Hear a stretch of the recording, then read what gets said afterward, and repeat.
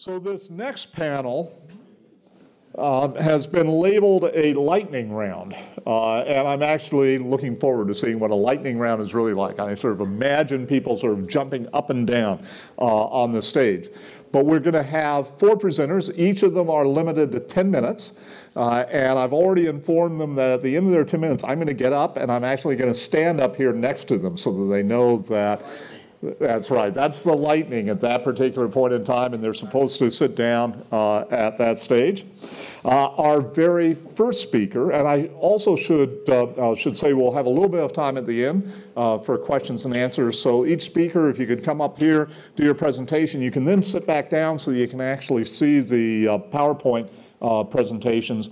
And then at the very end, I'll invite you all back up and we'll have time for question and answers from the audience. I've asked each speaker to give me just a little tidbit that I can give you in addition to their title and their company. Our first speaker is going to be Peter Graf. Peter is the Chief Sustainability Officer and the Executive Vice President at SAP.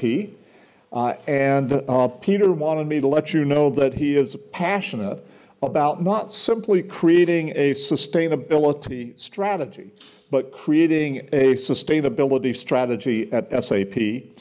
That in order to do this, he is embodying sustainability into SAP products and operations. And he's added somewhat cryptically, and I think quite intriguingly, that he is sometimes successful, and he's also sometimes surprised. So I hope during the presentation I'm going to learn both about the successes and the surprises. So Peter.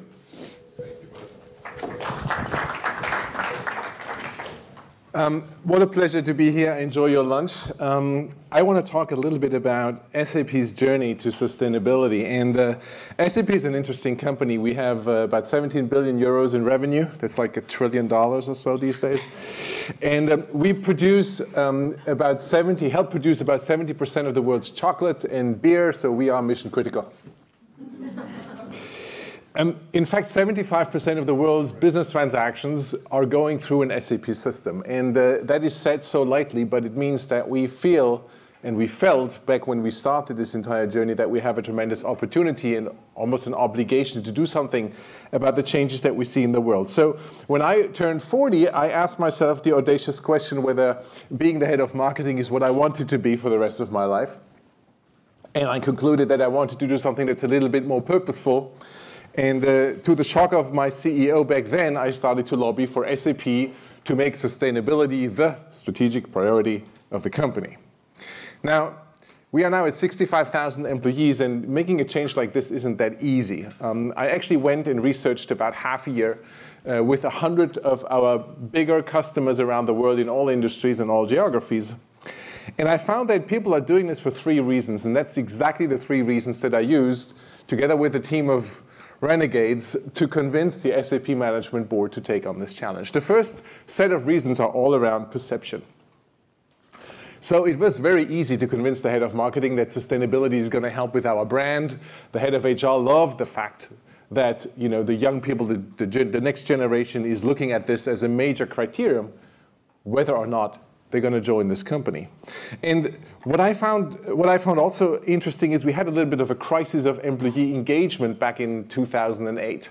We measured the scores every year. It used to be 80, 84, 83, and it plummeted to 96%, which is an alarm signal when you're in a company that is so dependent on innovation. Suddenly you feel like employees are not engaging with you anymore. They're not as committed as they used to be. So we needed something, and sustainability was seen as a great way of achieving that. But it didn't make the cut. When we suggested that to the board, the board said, that's nice, but we can elevate brand value in other ways. We can engage our employees in other ways. Why would sustainability be the answer?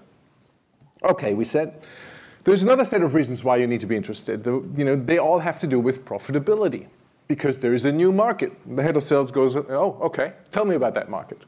And it was 2008. We said, next year, Copenhagen, hopefully global regulation on carbon. The world's going to change. Everyone's going to need systems to manage their emissions, and they need to report those emissions. And we estimated this market to be very big.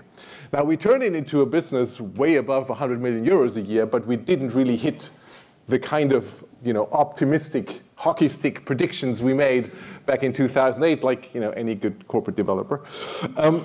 But in essence, that was one part of the conversation. The other part of the conversation was, we said we can actually use all these things that we would recommend our customers and turn ourselves into a role model for sustainability. And we estimated we could save about 10 million euros a year easily on energy by becoming more sustainable ourselves. In fact, now looking back, we saved $330 million by becoming more efficient internally through sustainability measures.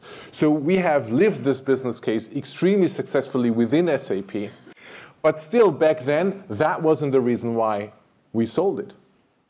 The reason why the SAP board the management board went for sustainability as a strategic priority is that of prosperity. In other words, we convinced them that the trends we see in the world with population, with economic growth, how it's tied to resources, how all our value chains are linear, how we become more and more risky drilling things up, getting things out of the environment into our products and then back into landfill, and how everyone is watching with their cell phone, being a reporter these days, how that's going to fundamentally change the way how business is conducted. And we can either play or we can run after the wave. Now, running after the wave in a software company, be it the cloud or the internet, is deadly. You have to build the wave, which is why we convinced the board that if we don't do this, we run the risk that we will have to catch that wave that other people create. And if we don't put it into the systems that our customers are going to ask from us, we're going to lose the market that we already have. Not the market in some hockey stick that we potentially gain by doing this, but what we already have. And that got the wheels in motion. And in sustainability, it's not so much about creating a business case. I find that very easy. We do that every day. The difficult piece is making the winning business case over all the other cases that are made somewhere in the company. That's what's so difficult about this. And I think we have become masters of how we build our business cases. Now, let me tell you a little bit about the 3 key lessons that I learned on the journey. And I've been at this job for more than 5 years now. And the first key is that it's not about building a sustainability strategy. Whenever I see the word sustainability strategy, I get, I cringe. Because this is the way how companies often talk about sustainability when they also have a product strategy, and they also have a human resources strategy, and they also have whatever growth strategy that they want. And sustainability is one competing thing, and that doesn't work at all. Many of our customers, and I've done the business case hundreds of times because that's how I sell the software. In so many cases, I have seen sustainability perceived as conflicting with the growth objectives of the company. And that is completely and utterly wrong. When you, instead of building a sustainability strategy, try to focus on building a sustainable strategy, that's when you embed the triple bottom line into every activity in the business.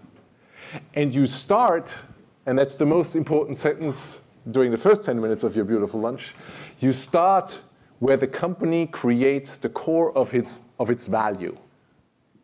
So if you are Walmart, you start with the supply chain, because that's where most of the value is created. If you're a utility, you start in your plant. Or maybe you're doing transformative things in supply and demand scenarios with big energy consumers. When you're a software company, you're starting in software development. That's the core of value creation. And when I go to companies, the first thing I ask is, who do you report to when I meet the sustainability person? And when they say in a utility, I'm working as part of the plants organization, thumbs up, that's great.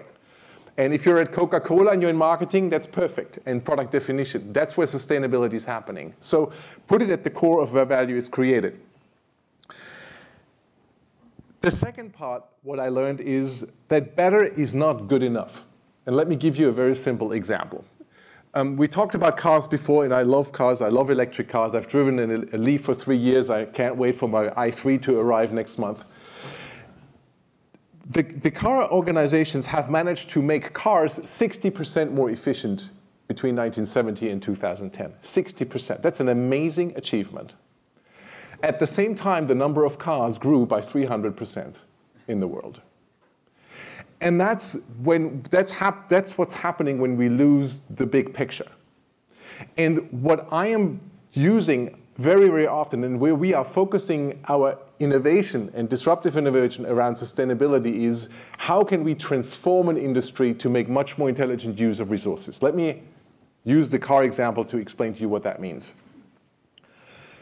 We started off at SAP talking about carbon emissions and all the things we need to do internally, and it didn't really change the company. What changed the company is when we started to talk to all the big car companies in the world and found a way to get the oil and gas companies interested and the car companies interested and the fueling stations, even the fast food chains interested in creating a concept where the car companies don't sell a car, they sell mobility. And the car becomes a shared asset. So what you do is you buy 1,000 miles a month, or maybe 2,000 miles a month, or maybe 2,000 points a month, and you can exchange that into miles in the car. Now, when you pull up to the gas station, who's going to pay the fuel? The car needs to pay the fuel. And when you go and drive into the parking garage, you authorize the payment from within the car, because now you can open the gate from the car, you can pay from the car. When you go to McDonald's, push the button, you can pay through your car. That creates a dramatic simplification. It also creates loyalty to the brand. Let's say you're a Volkswagen customer. Now you can use those miles to use an electric e-up to get to work every day. And on the weekend, you want to take your honey out for a nice ride in a Porsche. And the next week, you go to Lake Tahoe for skiing in a Q7. That's all part of the package. But the reuse, the ability to share rides, all these kind of things that come with it are enormous. So what creates and what excites me to work in sustainability is that we are disrupting industries, that we are creating completely new ways of doing things. And these disruptions are not just the small companies in Silicon Valley. Actually, the big companies are now jumping in. Yeah, the Fortune 1000, because they understand they need to evolve as well, because the pressure they get from the young people who don't buy cars like we did when we were young, that's enormous, and they're really concerned about that. So shifts in ownership models, the whole transactions behind it. Supply chain, big changes in supply chains are happening. And I don't know how you handle this, but my department gets about 10 requests for information every week that contain sustainability information. It is horrible. I could have people answer those requests. They're always the same questions, and I think, go damn, look at our integrated report. It's all there, but they don't. Now imagine you're a big retailer. You get this problem, you're creating this problem, but all the other retailers ask the same question. So we are building, and we have built a system that creates transparency across the supply chain in cooperation with the Sustainability Consortium. 100 very large companies who are asking the same kind of questions to all these different companies over and over again. So we are using the web, we're using the cloud infrastructure to create, if you will, a marketplace of information where companies are asked about the hotspots in their industry. So if you're selling, let's say, diapers to a retailer, you're going to get the question how you bleach the diapers, because that is the hotspot in that supply chain. And if you're delivering a laptop, you're going to get different types of questions. So it's by industry. And what happens now is that if someone in the supply chain answers the question once, everyone can read it. And the first big retailers are now forcing all of their customers to use that system to create the transparency according to the standards defined by the Sustainability Consortium. Huge efficiency gains. Another example how we've made this work in SAP is the following. We are now in the middle of the transformation of our own business model to the cloud. And SAP has made great strides to becoming a cloud company. Which is not easy when you're so rooted in the big upfront license payments for the last 40 years to learn a new type of business where you're renting out the software essentially. But what that means is that we're going to grow our data centers enormously. And I had so many projects on the way where I struggled to get a bigger investment, but the epiphany was this is where SAP competes. And this is where we need to be 100% renewable. So we're using that growth in the cloud and the push for the new business model to anchor sustainability right into it in the way how we deliver this type of software to our customers. Again, putting it into the core of value creation. Now, the third thing that I learned, and I'll be done in a moment, is the biggest enemy, and I smile and I put this in quotes, the biggest enemy of sustainability officers is middle management. You've seen this here, it's a love fest, right? Everyone's like, yep, this is great, we need to do it, I completely get it, I'm the CEO and I'm going to make the decision, we're going to be successful and we're going to be sustainable. Great. And you need a CEO like this for anything to happen, to be honest. But on the other side, you've got employees who are totally fired up. There's all these green teams. They want to do this. They see purpose. They want to come to work, not just for a job. They want to come to work for purpose. And then there's middle management. And frankly, they're confused. They're confused because they have learned the business in one way, and now suddenly they're being asked to deal with what they perceive as a conflicting objective. And they're not moving. So we have employed a lot of dirty tricks to get them. So first of all, we have invited the board of the IIRC, the International Integrated Reporting Council, to come to SAP and hold a meeting. And we also invited lots of other CFOs. And we brought the entire CFO organization's leadership team into the conversation, and we asked our own CFO to create the welcome speech. He didn't even know what he was getting into, but he needed to get educated about how does integrated reporting work. And then we used integrated reporting as the way to engage our entire leadership teams in finance and in HR. Because when you do an integrated report, all 6 forms of capital need to be presented side by side. The financial, the manufactured goods, the human, and the social, and the natural, yeah, and the intellectual property, all those types of capitals. Very, very cool.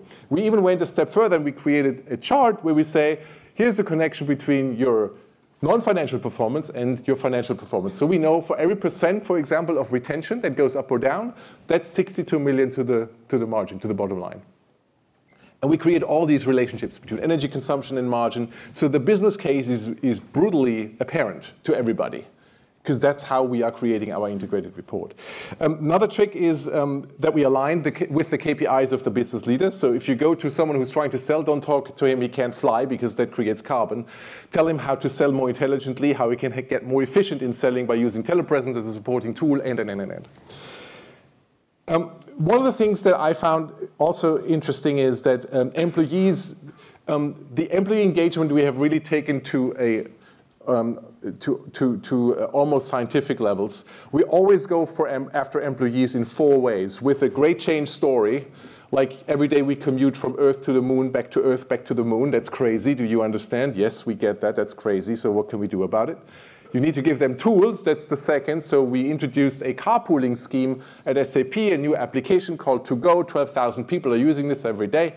And now we are dramatically reducing our own cost of our corporate car fleet, by the way.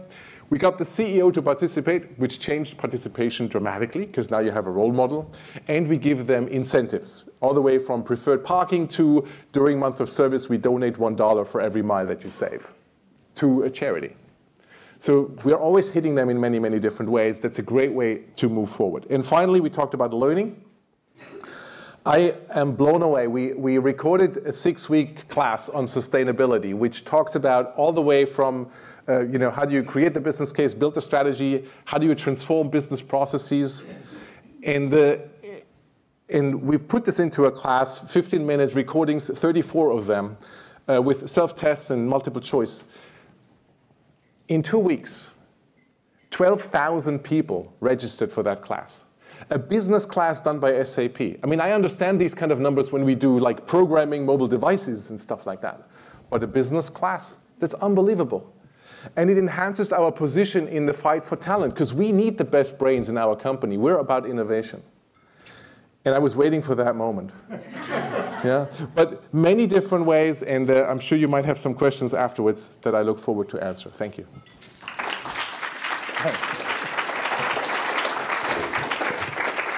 Okay, Peter did a great job, stuck exactly the time, got a hell of a lot of information thrown in during that period of time. So all the other panelists, you have to exactly match that. So our next speaker is Hugh Malazzi. Hugh is Vice President of Intuit Incubator Labs, and the particular piece of information that he wanted me to communicate to you is that he is a huge soccer fan and has been playing soccer all of his life and is eagerly awaiting the World Cup in Brazil later this year, as I know a whole variety of the other of us are also. So Hugh.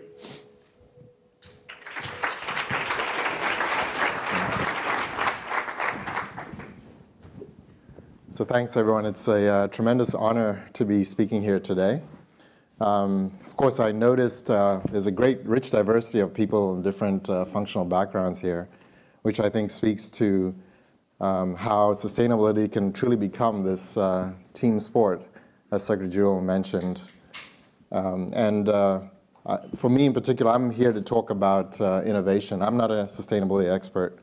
My colleague who I just acknowledged, Bruce Hartzer, who's sitting in the back, he's the Director of Sustainability at Intuit, and we work together, but he's the expert. What I wanted to talk to you today about is grassroots innovation and lean experimentation, and how that can drive game-changing results. So I'll start off by giving you just a brief background on Intuit. So many of you may know us from some of our flagship products like TurboTax or QuickBooks. But our mission at Intuit is we want to improve our customers' financial lives so profoundly they can't imagine going back to the old way. So when we're successful with our applications, what it means for our consumers, our small businesses, is that they actually get better financial outcomes in the end of the day. And so that's what we look for. And so at the core of Intuit's culture is innovation. And specifically, every employee at Intuit is given the tools to innovate and is expected to innovate. We're not a company where there's a small group of geniuses who tells the rest of us what to do. We actually believe great ideas can come from anywhere.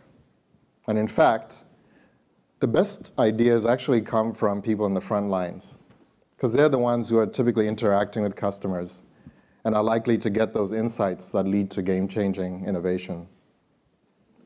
And so what are these tools that we give every employee? Well, there are two. There's CDI and Design for Delight. So the CDI is how we help employees identify what are great opportunities for the company.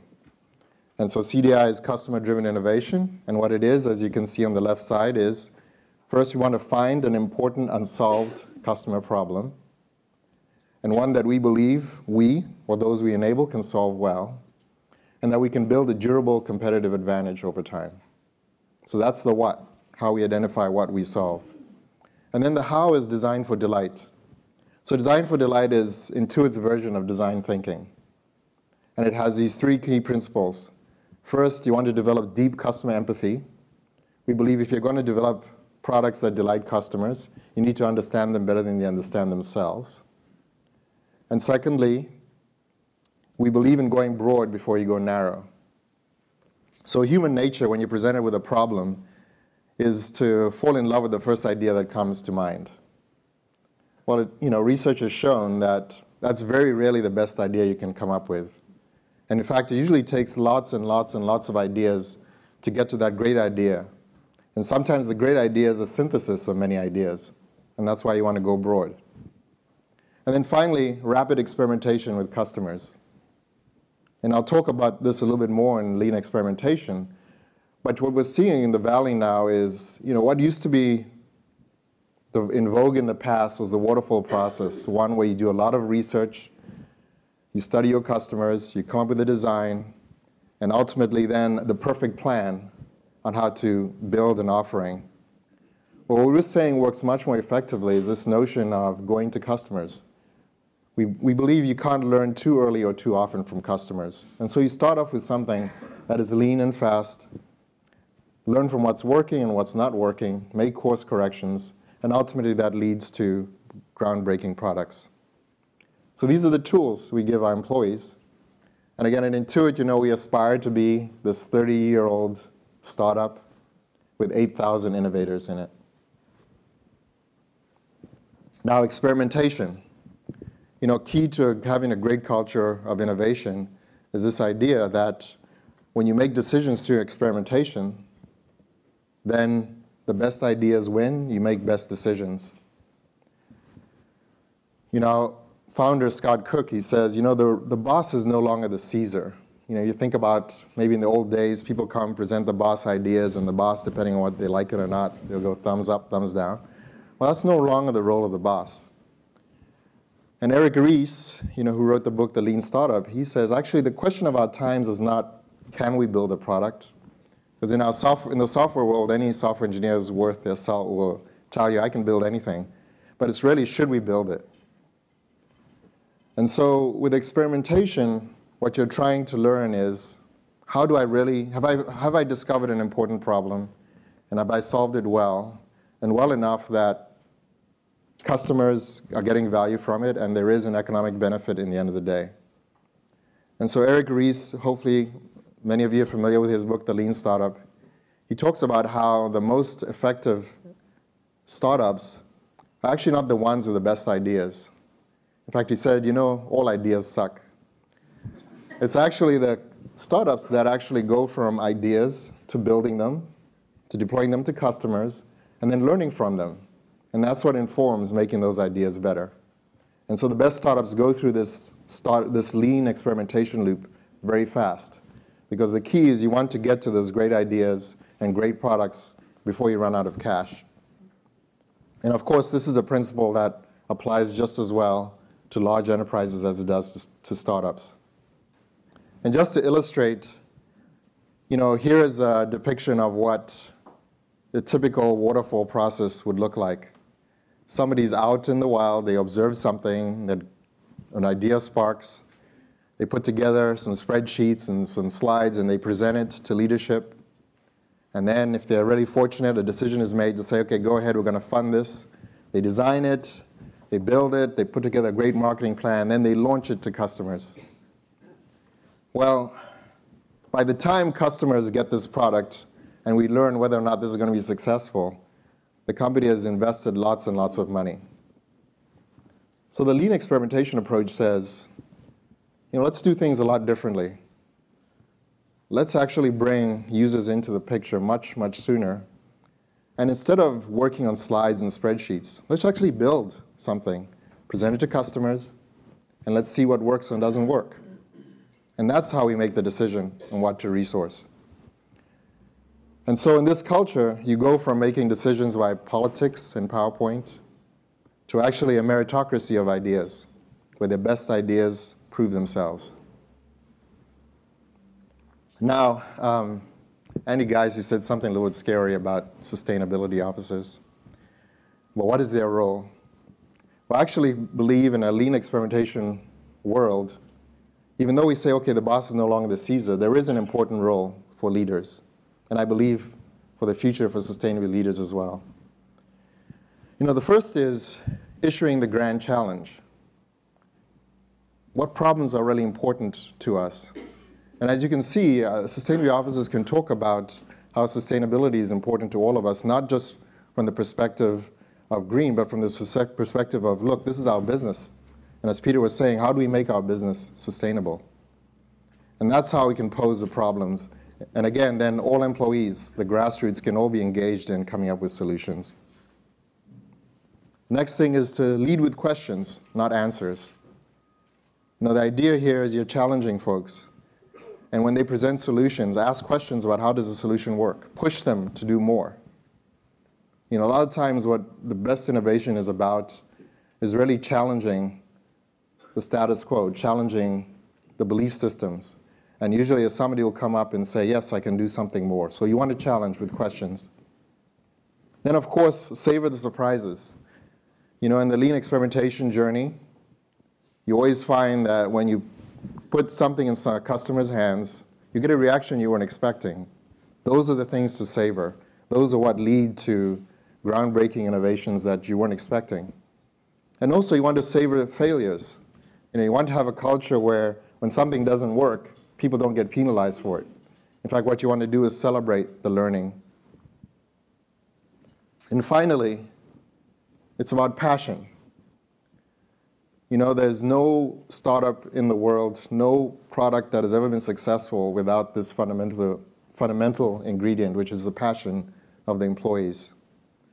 And sometimes leaders may inadvertently douse passion. Somebody may come up with an idea, and they say, I don't really like it. Why don't you do this other thing instead? Well, inadvertently what you're doing is you're dousing passion when you should be amplifying it. And so, again, the role of leaders is, how can I get people to be passionate? How can I get them to want to work on these important challenges to our business in a way in which I can get my whole organization caring about this and developing solutions for it? Thank you very much. Thanks, Hugh. That's perfect. Okay. Hugh was even better. Hugh came in within 10 seconds of the 10 minutes that he had. So our third presenter is going to be Ezra Garrett. Ezra is the Chief Sustainability Officer and also the Vice President for Community Relations at Pacific Gas and Electric. And Ezra wanted to have me tell you beforehand that he's a Cal graduate, and that he's hoping that the Stanford faculty and other Stanford alumni who are in this audience will treat him better than Cal graduates and faculty at Cal would treat us if this conference was being held over there. And I have to say, as somebody who enjoys big game much more when it's here than it's over at Cal, I understand that entirely. Anyway, thanks.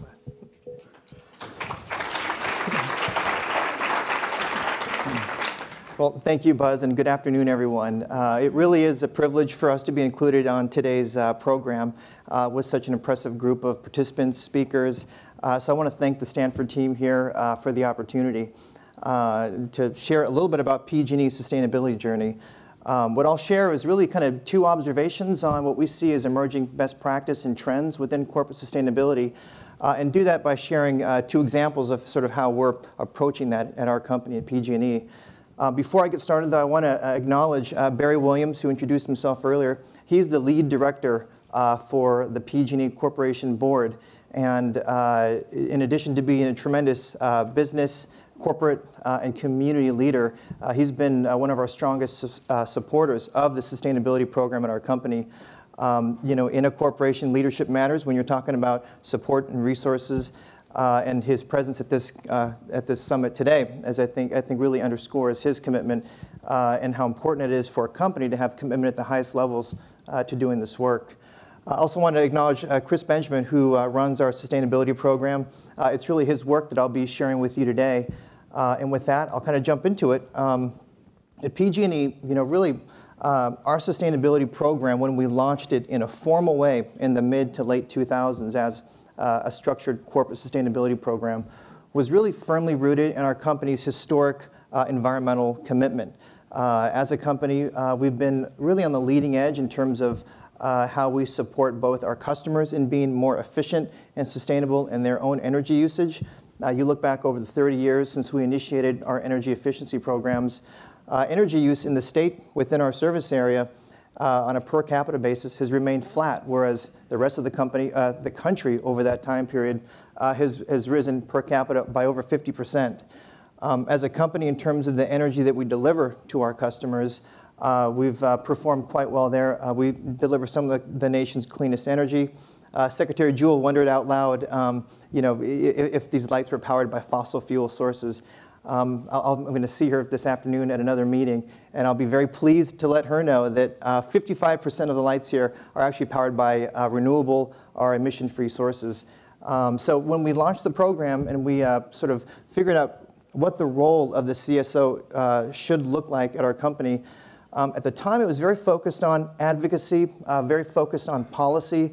You'll recall that at that moment, there was actually still a pretty robust debate around whether or not climate change was real. So as a company, from a policy standpoint, we were the first utility company to say, we've seen the data, we think it's real. We also think that it's the utility industry that has a pretty big role to play in addressing that challenge. So nationally, it was a policy conversation really focused on advocacy, working to create an environment that was really favorable for us and for our customers to take action in some way. So as we sort of progressed along that trajectory over the first few years of the programs, you know, we started to see these policies come to fruition. So here in the state of California, AB 32 became law. Ours was one of the first companies to support that legislation, the cap and trade program here in the state. Also, we have enacted as a hardcore regulatory requirement for utilities a program that we supported, our renewable portfolio standard, which basically mandates that utility companies like ours in the state have to get to 33% renewables in terms of what we deliver to our customers. So when Steve Klein, who was our first CSO, retired a couple of years ago, it was really our opportunity to look at where our program was and where corporate sustainability was in terms of both our sector, but nationally for corporations like ours. And what we saw was that it was really time to transition into a focus that was more focused on operationalizing the sustainability approach at our company, and other companies were doing the same thing. And what that means is it intentionally broadening the way we define sustainability in a way that extends beyond the environmental attributes of it. So sort of if you think about the triple bottom line approach, there's a lot of different frameworks that folks use, but really looking at how can we be more intentional about the social and the economic aspects without losing focus on the environmental attributes as well. You look at it from the shared value perspective, it's really about doing the core work of delivering safe, reliable, affordable energy to our customers, but doing it in a way that intentionally also looks at how we can create social and economic opportunities in those communities that we're serving. So doing that work, but trying to keep the benefits close to home, so to speak. So that's really sort of our expanded view of sustainability. And the way we sort of try to execute that is, as these policies have become rules for us to follow, there is much more of a compliance aspect that we have to track. So our corporate sustainability team, we're not the ones that are going out to identify or develop renewable energy products or projects that we can, pull the energy from to send to our customers. That now work resides in our energy procurement team. We're not the team that designs and promotes energy efficiency programs. That's in our customer care team. But what we do as a corporate sustainability function is serve as sort of a strategic resource for our lines of business to provide them information on what does best practice look like in terms of other companies that are doing the same thing. What does emerging practice look like so that we can sort of have the capacity, we can be their capacity to go out and see what's next on the horizon and then work with them to establish goals in support of that and to report those metrics publicly and really kind of help hold ourselves accountable for delivering against those goals. The second thing that we do as a function is we really try to focus and support the company's storytelling around those initiatives, both through our sustainability report, but also through the key ratings and rankings that our company pays attention to, the Dow Jones Sustainability Index, the Carbon Disclosure Project. We also look at ways we can create community-based initiatives that really sort of illuminate the company's work with our customers and partners in that area. So an example of that is a partner we have with Habitat for Humanity, where we've committed to putting solar on every habitat build within our service area. And doing that in a way that not just highlights the environmental attributes of that, the carbon emissions avoided through those installations, but really the economic savings for those families that are also enabled. And then, of course, the fundamental to all of this is sort of the team that we have in place to make it all happen. We're a small but mighty team, but we engage across the company with all lines of business to help to develop the content for the company's sustainability report itself. And to give them a role in sort of shaping what that looks like and also promoting the things that they're doing every day to, again, deliver on their basic part of the business. So that's really the first thing in terms of our approach and definition of corporate sustainability at our company and the way we're seeing more companies do this. The other thing I'll mention is a best practice that we saw emerge as we went through this exercise a couple years ago is the use of materiality assessments for corporate sustainability. It's an emerging best practice and it's something that we implemented at our company and that I'll share a little bit more information with you on today. So first, let me kind of define materiality from a corporate sustainability standpoint. It's different from financial materiality, which is generally an issue that would influence an economic decision by an investor.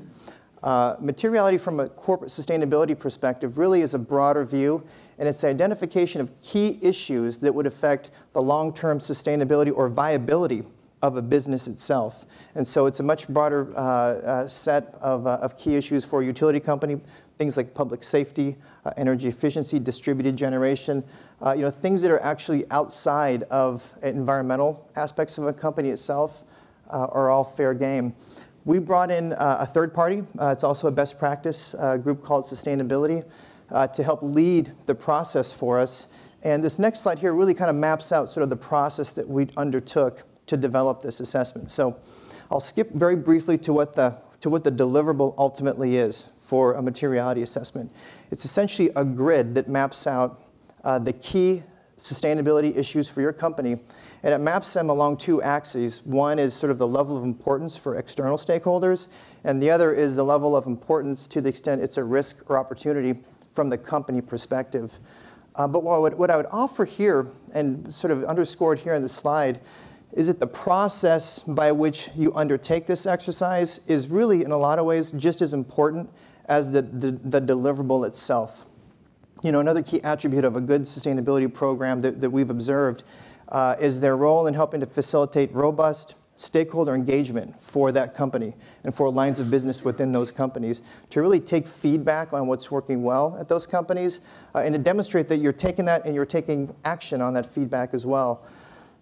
So a big part of this assessment is a series of interviews that we conduct externally with regulators, political leaders, community leaders, major customers, residential customers, you know, all different aspects, consumer advocacy groups, to get a sense from them what's their perspective on the pressing issues facing our company and our sector.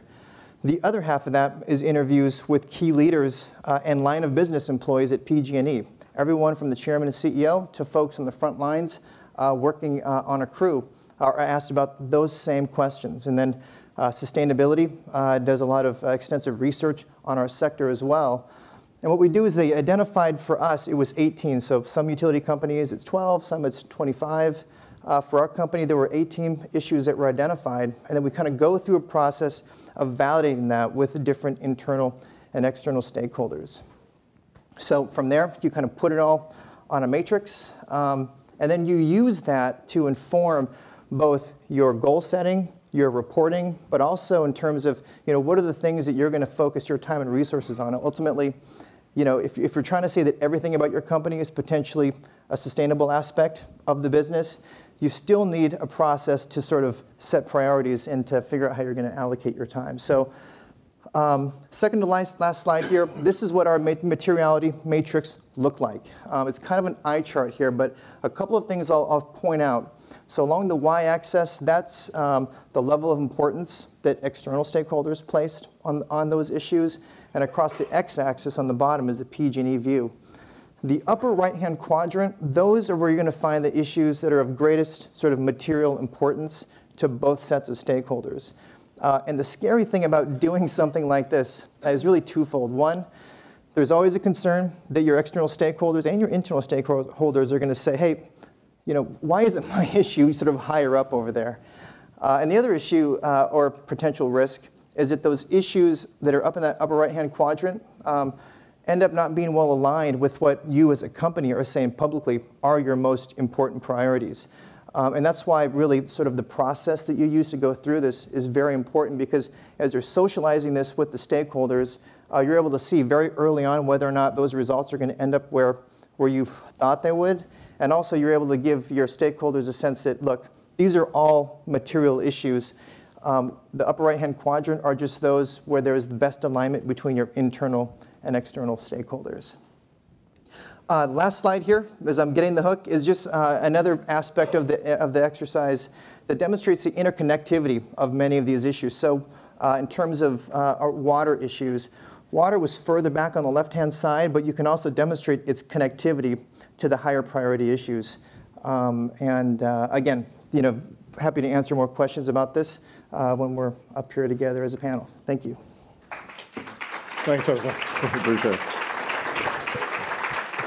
So I'm hoping that all of you actually are keeping track right now of the questions that you have for the various panelists, because again, we'll have about 10 or 15 minutes at the end to be able to ask questions. So our final panelist is Ben Schwegler, and Ben is the Senior Vice President and Chief Scientist at Walt Disney Imagineering, and also, as he mentioned earlier, an adjunct faculty here in the Department of Civil and Environmental Engineering. And Ben wanted me to let you know that for 6 years, during both college and graduate school, he was a wilderness canoe guide in Canada, Minnesota, and Michigan. and he decided to study environmental science and engineering and then go into the work that he's doing right now, thinking that he could continue to do that for his entire life. However, he now finds himself in a city of 27 million people, although he's no longer living in a tent, at least to my knowledge. But he is somebody who is still trying to make the world a place where wilderness canoe guides can drink water directly from the rivers. So Ben.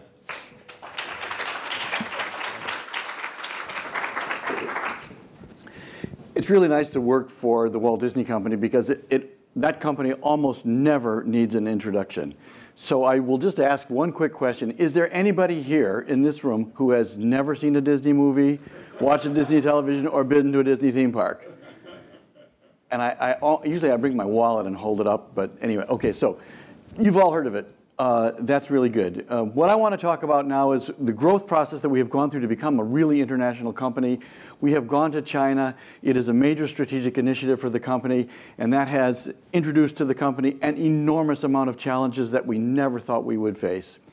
So part of that, obviously, is sustainability. And I think all of you have read and heard a lot about what's going on in China.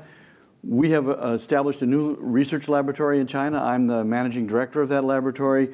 These are our partners for that research laboratory in China, and the main goal of that is to study sustainable infrastructure, in fact. So I think everybody may know that we are building a theme park and a resort in Shanghai right now that is the largest direct foreign investment in China's history, in modern China's history. Long editorial about that, but in any case, I'll skip that. This theme park is going to be the latest in a long series from all around the world. But now I know a lot of people are asking, what does Disney really have to do with infrastructure? Well, to build a $7.5 billion theme park, you need a substantial fraction of that to be invested in infrastructure. And essentially, Disney operates small cities, or in some cases, big cities when you count in all the surrounding areas. And as operators of those, we have a real business case to develop more efficient relationships between the buildings, the infrastructure, and the surrounding environment and the communities. We simply can't move. Once we are there, we are there. We are everybody's neighbor. We live there. Our employees are there. So we really form part of the community. And one of the things that we realized early on was that open access to this infrastructure is better for Disney, for China, and for the environment. So this is a little story. I'm going to get really into the details, or some of the details. And one of the things we asked when we were planning this resort was, can you balance all of the materials and energy flows in the resort? And here's the location of where we are in Shanghai. Those of you who have been there, we're halfway between the city center and the airport. And we wanted to look at energy flows. Many of you have seen probably this particular diagram. This is energy flows in the US. So we wanted to do the same thing for us in China. So we put together this, what some people refer to as a horse blanket, because it has little great arrows and squiggly lines going everywhere. And we wanted to ask, can we get everything to balance? Can we get all the water to balance? Can we recycle everything? Can we treat the waste? Can we generate methane from the waste? Can we get everything to balance so that we can be our own self-contained eco-city? Can we generate enough PV on the roofs? Can we really do it? The answer is no. We couldn't. We tried for almost a year to make these energy flows balance out, and I used some of my graduate students here to help with this. This was, at first, a kind of a disappointment to us. But what we learned from this exercise is if we can't build a showcase, maybe we can do something that's far more valuable. And what I want to talk about now is urban planning and show the connection between something like a theme park and urban planning, urban development, and infrastructure development. So cities are either the bane of sustainability or maybe they're the salvation. And our experience now is that China is either going to get this urbanization right or we will all on the planet share the consequences. Just to give you a sense of scale, we heard an excellent talk from PG&E. We are working with the 4th largest electricity generator in China as our partner for a huge cogeneration plant for us. The fourth biggest provider of electricity in China generates more electricity than the entire state of California, Nevada, and Arizona combined, and they're the fourth biggest, and they're a long way from the top. So this is, the scale of things in China is incredible, and they are doing in one generation what Europe did in 3 generations and what the United States did in basically 2 generations, and when they are moving enormous, the majority of their population to urban areas. Just to give you a sense of scale, China is building a city the size of metropolitan Chicago, the whole thing, suburbs and everything, from dirt every year, and moving the people to that city for the next 20 years, once a year, for the next 20 years. The scale of it is absolutely mind-blowing, and they're just off and doing it. So what we have learned from this is that we had an enormous number of realizations and opportunities about infrastructure, and particularly the opportunities which weren't even possible as short a time as 5 years ago. Some of the things that make it possible now is that we now have new tools to evaluate multi-stakeholder concerns. So everyone loves to talk, and we've heard presentations today about multi-stakeholders. The problem comes when you get to engineer that. How do you quantify those relationships? How do you turn those into something that you can actually measure? How do you turn those into something that you can actually design? And I'm looking around the room, and Mike Lepick and Craig Criddle and many of the people here, Jeff, who are working on how we develop those tools and how we turn those really complicated multi-stakeholder processes and concerns into something that we can measure, into something that we can design. Also, we now have sufficient computing power to be able to use those tools. Turns out that when you quantify them, you have to also actually do the computations, and that is its own challenge. Finally, we have this design principle, which is this interaction between the size of urban infrastructure or the size of urban development and the efficiency of those infrastructure elements that go with it. And obviously, we have and need partners to implement these solutions. But before I talk about the size relationship, I want to just reiterate to people that buildings matter. They compose about 40% of the US energy budget, and what this is showing you is the enormous difference between building heating and building cooling. Building cooling takes 2 to 3 times more energy than it does to heat the equivalent building.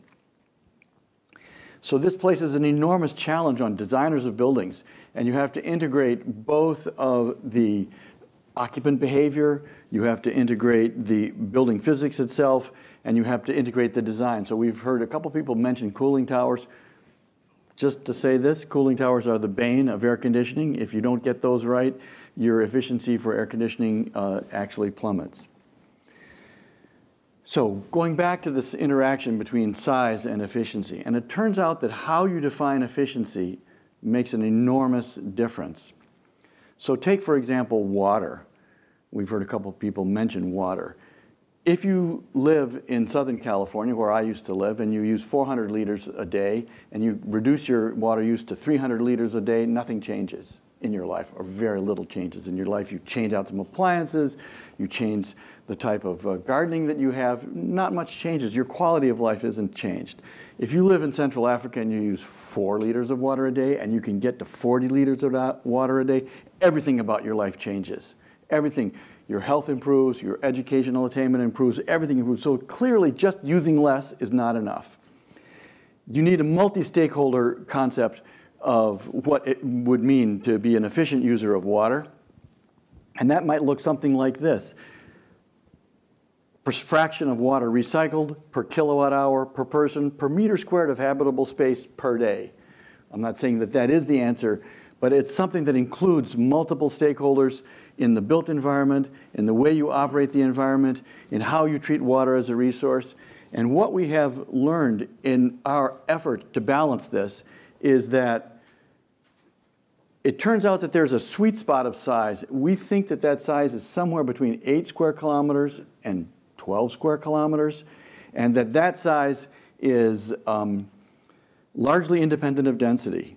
So this is an idea, when you look at new ways of looking at efficiency, you can understand that the way we build cities is probably going to look very, very different. Just real quickly, one of the things that we did in Shanghai and saved scores of millions of dollars, was to implement a combined cooling, heating, and power. It works great in areas of the world that have hot summers and cold winters. And this is a little diagram that shows you a combined heating and power. You use this waste heat from this process to create building heating and cooling. But we also think you can use the waste heat to help with water treatment. You can use that waste heat to help with biodegradable waste management. There are many, many uses that you can use that, what is currently called waste heat. And essentially, we tripled the efficiency of the Shanghai Disney Resort over business as usual. When you look at efficiency as measured from the total energy in the original fuel source to useful work that's converted. So what we have realized in this is that we have to invert the typical model and start with the infrastructure that is necessary for urban space and get the right mix of buildings. And then finally, when you do that, you get something that looks like ecological infrastructure at the boundary. Mike Lepic will talk about that later on today. I'm done. Perfect. You can just stay up here. Yeah. So if I could get the other three panelists to come on up, we'll have like about 10 minutes of time to take some questions.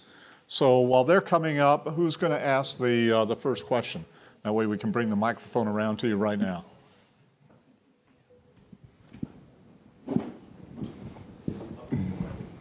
Okay. Back there. This is a question for Ben. You talked a lot about the efficiency of the park itself. I'm just wondering if you could say a few words about the environs, particularly transportation. How are people getting to the park? I mean, our view of theme parks here is, surrounded by acres of parking lots, Motel 6, every 20 feet. What are they going to do in Shanghai to get the millions of visitors in and out of the park? Great question. So the city of Shanghai is actually building an entire subway line and a brand new subway station to do nothing but serve the theme park. The ratio of parking to mass transit arrivals is exactly the opposite of any other park we've built in the world.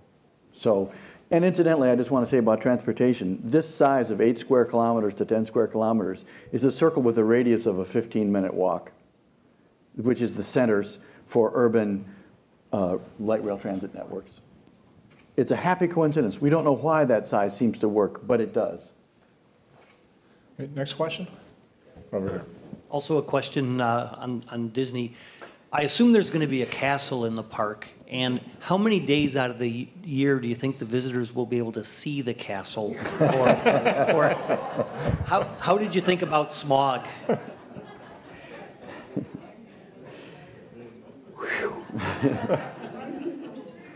It depends on where you're standing.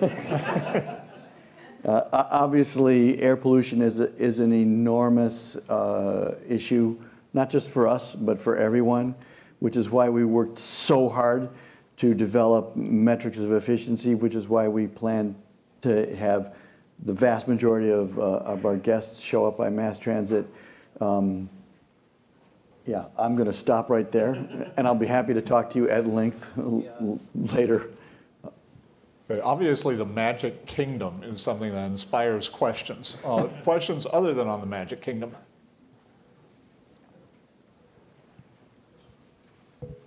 Nicole.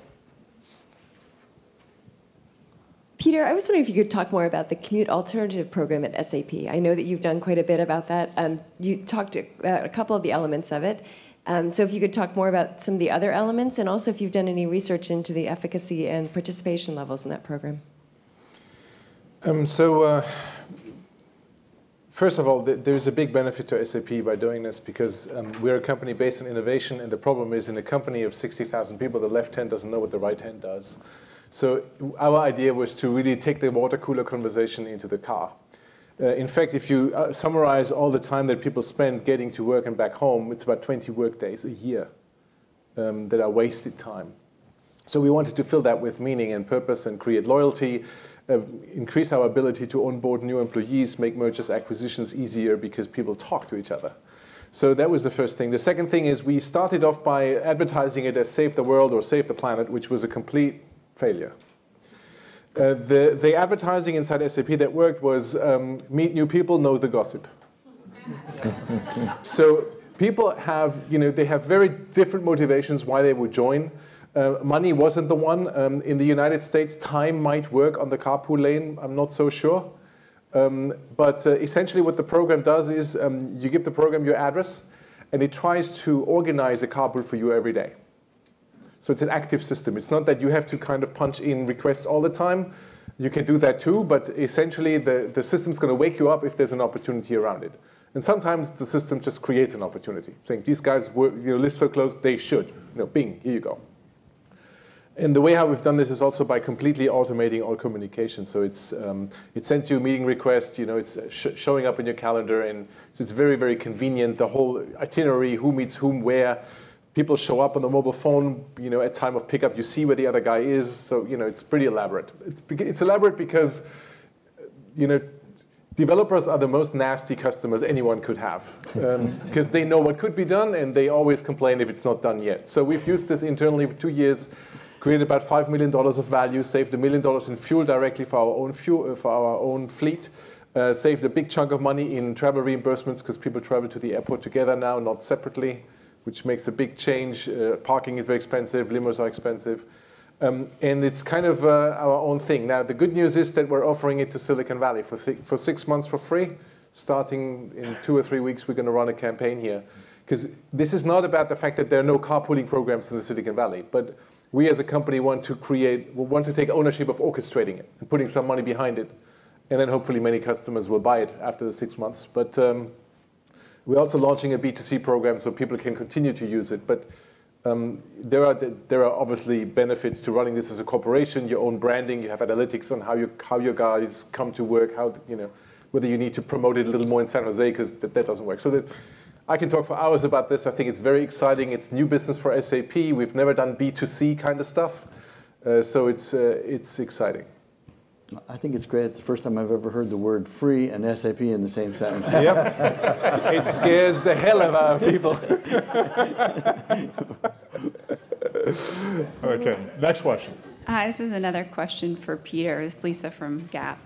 And I'm wondering what type of investment you made in data to prove the business case and get people on board, and now in ongoing sort of metric development and tracking for the different initiatives, whether that's a team you put in place or you're leveraging different people in the business to do it. My big advantage is that I own both development and operations around sustainability, so I can tell the system, build me that system, and then I can use that system. And I share the cost with all the customers who buy the system. Isn't that beautiful? So the way how we've done this is we try to make it as personal as can be. So we have different programs. For example, in HR, we run a program that's called How Old Are You Today? Where you can actually give the system your data, and it tells you, on the passport you're 47, but biologically you're 39. And so we also do programs where we have dashboards for the board, yes, but dashboards for every line of business manager, for every manager. There's the dashboard that shows how much do your people fly, what's the financial impact, what's the environmental impact, what's your diversity rate, how many autistic people do you have in the team, how many female leaders do you have in the team, and. So we're giving this to everyone at SAP every 3 months. There's a big investment in creating transparency. Because I only think, the old management truth, only what you measure or what you inspect, you can expect. And what happens most of the time is that people are surprised when they get the type of detail. And we not only publish our carbon publicly every 3 months, we also do the whole rollout internally every 3 months. So it's quite an investment. I would say, definitely a couple of $100,000 a year. Okay, another question from back there. Thanks for the panel. It was very interesting all across the board. Peter, it's great to hear you talk about your continued innovation. I enjoy talking about your work around the world when I'm out speaking to other groups like this.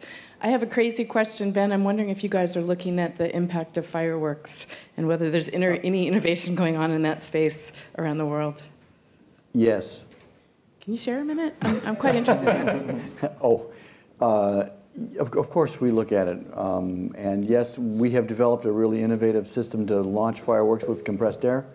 And we're doing some other things which which we're not really ready to discuss publicly, but I think you'll hear about them sometime soon.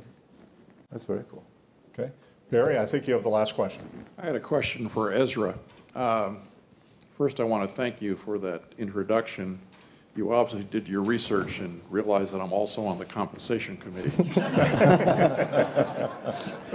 My question to you is at PG&E, we sort of had a reverse introduction to sustainability. That is, we had a CEO who was personally interested in it. What do you think it took to get the organization ingrained in sustainability? Well, thank you for the question, Barry. It's always nerve-wracking when a member of your company's board asks you a question directly. But you know, I think, as I mentioned before, leadership really does matter, and there are moments in time when it's not enough for the CEO himself or herself to be the one pushing a new initiative. But I think intuitively, there was such great alignment with the values of the company and with the values of the employees at the company that when the CEO at the time, Peter Darby, when he really did stake out this bold position for our industry at that moment, I believe it was 2007, first utility company to say that we believe in climate change and that 40% of carbon emissions come from our industry, we should do something about it. That was a leadership opportunity that people, individuals at PG&E really got excited about. And I think that was probably a big factor in getting folks at the grassroots level. I think another piece was really enabling folks a formal, structured way to participate in innovation ideas around sustainability. So, you know, you hear a lot about green teams, but out of our green teams, we actually created some very robust and forward-thinking energy reduction, water reduction goals that were publicly communicated and actually tied to compensation for management employees around how we're managing those aspects of our own facilities at the company. So I think it was sort of that sort of leadership aspect and the sort of visible public commitments around that, and then supporting at the grassroots level a real formal structure to get employees involved at the front lines. So actually, before we go on to the next panel, I just had one question for Hugh, which is how you see the model of innovation that you presented being relevant to other corporations as they take on sustainability issues.